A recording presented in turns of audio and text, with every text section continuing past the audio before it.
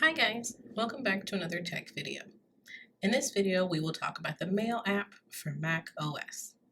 If you're new here and haven't followed this Facebook page or subscribed to our YouTube channel, don't forget to tap the follow button on Facebook and or the subscribe button on our YouTube channel to see more MCPL content. We bring you interesting tech videos every Tuesday, Wednesday, and Friday. Today's video is the last part of the MacBook Pro Basic Skill Set series, where we explore the Mac operating system and apps that you're likely to use. Last time we kicked it off with parts 1 through 4, exploring the hardware, basic navigation, the Finder app, Microsoft Office, Safari, and more. And over the past month, this series has covered apps that have equivalents in Windows, such as Keynote, Numbers, and Pages. If you've missed any of those premieres, check out our YouTube channel and get ready to take some notes. Now, most of us have an email account or 2 or 3 and want a logical place to access our messages. The Mail app has features to help you keep your inbox up to date, organized, easily accessible across multiple devices. If you're adding a Gmail, Yahoo, AOL, or other mail account, the Mail app can walk you through adding the account pretty easily. If you run into issues, you can remove the account and try it again. So, to kick things off, you're going to locate your Mail app. We're going to go under the assumption that you haven't set up another account in your Mail app yet and are starting anew. So, to open Mail, you'll click the Mail icon from the dock. If you've pinned it there, you can access Launchpad or go to the Applications folder. So, I'm going to go to the Applications folder, so I'll click Go, and then choose Applications. And then you'll look for the Mail icon, which is a small white envelope with a blue background. And once this opens up, there's nothing in here yet. I haven't incorporated any of my mail accounts into this app at the moment. So you'll see my inbox is empty. There's nothing flagged, no drafts, and nothing sent. Now, if I tried to create an email, I can create it, it just won't send. It'll sit in the drafts until I add an account to send that email from. So let's go ahead and make this full screen. And let's take a tour of the menu bar before we get too far. Now, in the menu bar, you have File, Edit, View, Mailbox, Message, Format, Window, and Help. Like I mentioned in previous MacBook skill videos, the menu bar will change depending on which application is open and active on that particular screen that you're working on. So in File, you'll see options such as New Message, New Viewer Window. You can import items from an iPad or iPhone and even import mailboxes. You'll have a few other options here to attach files or save attachments once you incorporate an email account. In Edit, you'll have the option of your cut, paste, delete, select. You can even search for attachments here, so including original attachments. Always send window-friendly attachments. This is where you can kind of modify what the attachments will look like. And then there will be your spelling and grammar, transformations, speech, and then your start dictation options. In View, you'll have the option of customizing how you want your Mail app inbox to look. When you open it up, you can customize the touch bar, change the sorting options, show the bottom preview, show message size, and then choose how the organizations are expanded or collapsed and organized. Add a CC, BC, and reply to field. Start with the message, and then hide certain things that are in your toolbar. And then you can even exit full screen from the view. In the Mailbox tab, there will be an option to get new mail, and synchronize your account. That'll let it access the internet to pull any new mail you may have in the server, so that way you can see it in the Mail app. Here's some erase options, new mailbox, new smart mailbox, exporting, and then go to your favorite mailbox. And then in Message, this is where you can do things once you actually have some messages to select. Send them again, reply, forward, mark them as read, move them to junk, flag them, move them, apply any rules, or remove any attachments. And then Format will give you the options of what you can do in the body of the email. So this will be how the fonts and colors will show up, bulleted lists, changing the style, changing alignment, so on and so forth. window will let you either manipulate the window either onto another monitor or minimize it and zoom in. You can even change to a message viewer, photo browser, and then check activity, bring everything to the front, and then you have your sent read only. So if I clicked on that, it'll just go to that box. Now before we add an account, we'll take a little view. You'll have your different locations on the left-hand panel. Your timeline of emails will be here in the center. Go to inbox.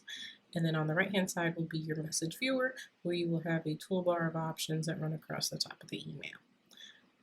So when you're ready to add your account, you go to the menu bar, click Mail, and under Preferences, there will be Accounts, and then Add Account. So here, once you click Add Account, you'll be able to choose an account provider. So what we're going to do here is choose the type of account we have. We're going to start with Google. Click Continue.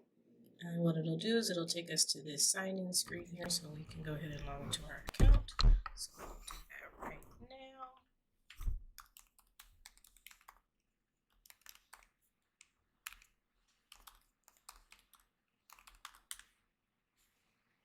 And we'll need to put in our password.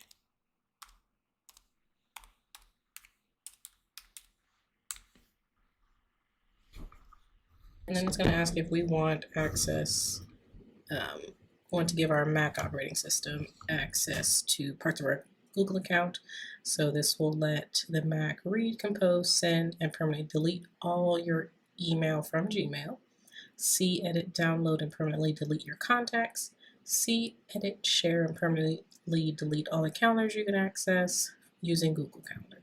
So this means it will just give you reading and writing rights to your Macs. That way you can pretty much use the Mail app as a sufficient equivalent for your Google account when you're using it to access it. So I'll say allow because I want to be able to do those things in the Mail app. And here's what it's going to let me choose. I can select the apps that I want to use with this account. If I want to bring in my Gmail contacts, any events that I have on my Gmail calendar, and any notes I may have saved under my Google account, I can choose calendar. I might not have anything. And since I want to email people that are part of my mail, I'm going to go ahead and add my contacts. And so what it's going to do now is pull all of that information and download it from the internet in order to show me that information here.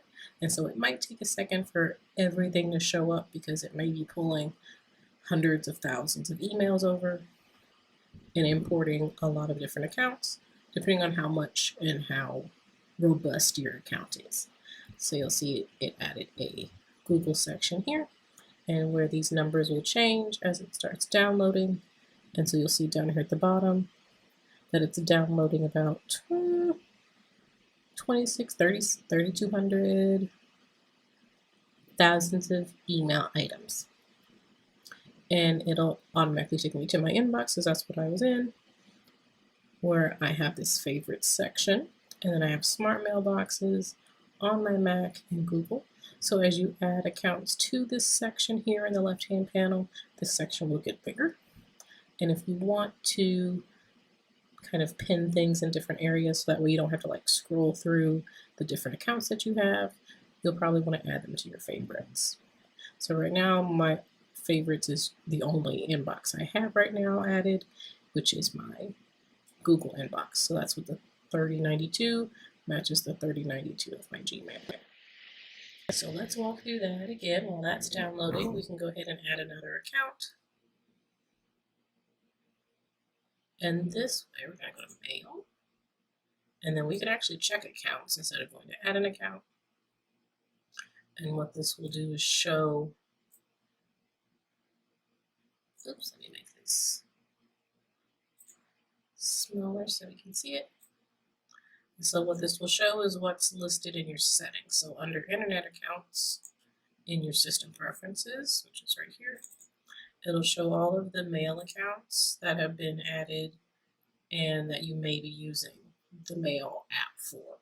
So your iCloud may already be there, especially if you're backing up your photos to iCloud, but you can also use the iCloud mail service. And then you'll see my Google account is there, and then these are the 3 items I checked when I first incorporated that account into my Mail app. In the details, it'll tell me which account this is. And then if I wanted to go ahead and add another account while I'm here, I can click the plus, choose what type it is. We're going to add the Yahoo. And it's going to take me to the sign-in window where I can start signing in.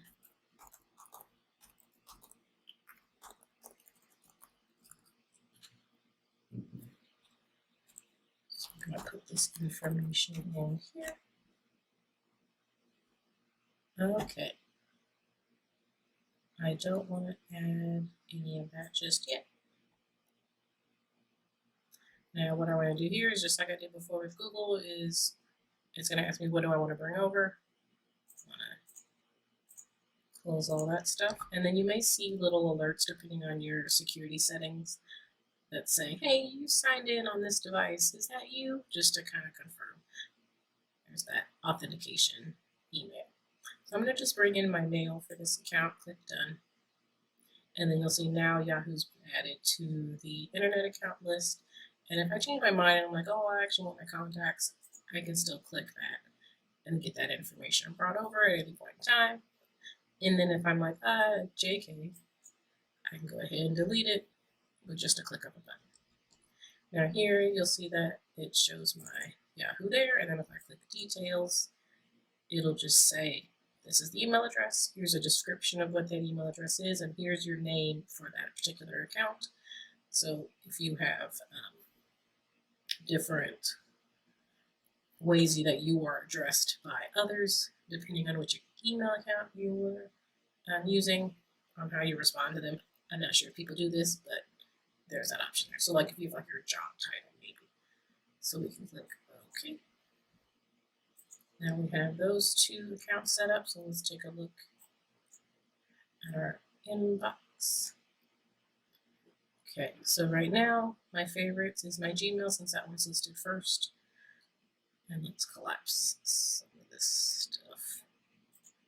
And then you'll see the Yahoo will be right below the Gmail account since I added it second.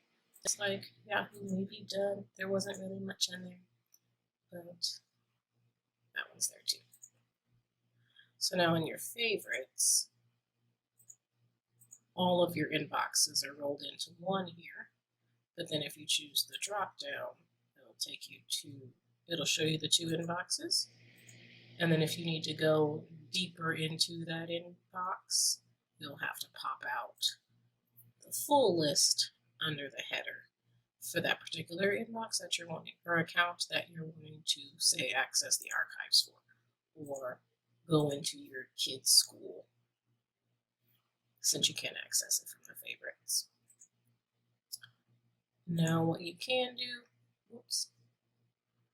is if you want to find more information about some of these inboxes that you have listed here, you can right click on them, and then you can also access that new mailbox here. I think they should rename that as folders, since that's technically what came up, since it's a folder within your inbox. But hey, here's where you could add certain mailboxes to your favorites, so they'll show up here. If you want to export it, so you need it to be in another email service, I can erase items, erase the junk, mark everything as read, synchronize it, which I mentioned earlier, will pull any new information that may have not loaded yet, pull it from the internet to show in your inbox, take it offline, edit, or get account info. So if you choose get account info, this can give you some information about, say, hey, how many messages do you have left? So say you have like an inbox size limit. If you have subscriptions that come to that specific email account, and then a sum of the email account. So this will tell you if it's an IMAP or a POP account, or if it's a Microsoft Exchange account, that information will be out there. So that's the get info. So how we got to that was we right-clicked and then chose got info. So if we do that, like you just saw in the Googles, in the Yahoo, so any inbox you right click on will take you to summary. If there's any quota limits, that one shouldn't have any, it's not used very often, but it's also an IMAP like the Google. Any subscriptions, and this is where you can subscribe or unsubscribe to some of them, and then your summary of any kind of background information that you might need. That's Google, Yahoo. If you have a particular email account provider that's not one of like the main ones, when you go to add an account, you'll choose other mail account and then continue. You'll put in the email address of what you need and then the password. So say I want to add, let's see, my Outlook account.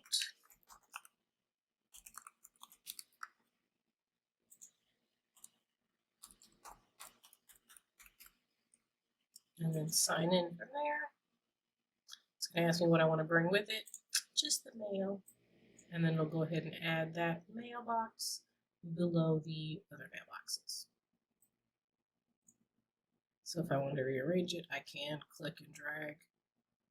And wherever that blue bar lands is where that account will go. So if I want them with my Google first, I can do that, or Google last. Just click and drag the name of the mailbox.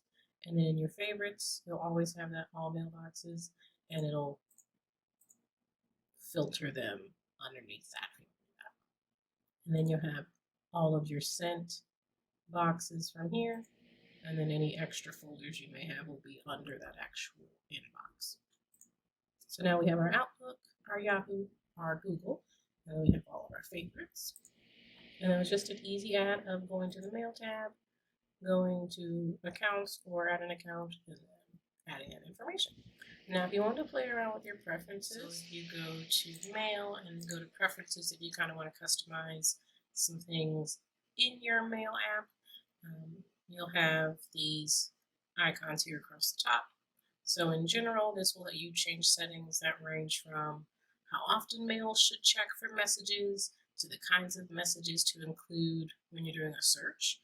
And then you can choose new message sound, notification, if you want to show what's unread in the doc count. So if you go over to your doc, it'll show you the number. Do you want that to be just what's in your inbox or just all mailboxes? So it'll change depending on what you choose from there, or if you just want what's available today or that's unread today. You can archive or delete muted messages, and then when searching all mailboxes, include results from the trash, the junk, or encrypted messages. In accounts, this is where you can add, delete, and disable your email accounts in Mail.